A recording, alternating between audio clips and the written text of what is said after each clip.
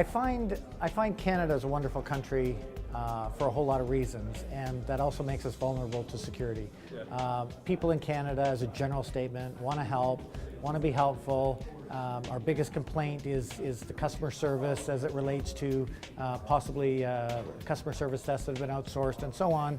So we pride ourselves for saying we're helpful. Helpful also translates into a huge security hole for our industry. Very rarely are people challenged, and I think there needs to be a healthy respect for that challenge, not in a bad way, but just saying, excuse me, sir, I don't recognize you, or you meant to be here, and then having a process in place to do that. It's more about training, it's more about understanding what the risks are for your organization and what your role is as an employee in that organization.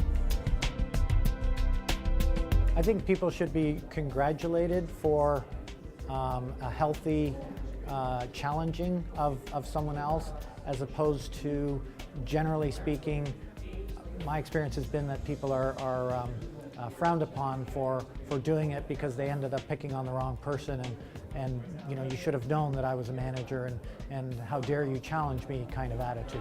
So I think when people are starting to be rewarded for that behavior, then that behavior will come in and of itself. I think it's really important. It's more important for the people themselves who are doing the risk management to understand a little bit better what the threats are, and I see the threats from an IT perspective. I see it when the fraud has occurred or when the data has leaked out, and you know, I commend, you know, people here for trying to understand where it's going so that they can prevent that, as opposed to dealing with it after the fact. We're too much reactionary as opposed to preventative, and that applies to any industry.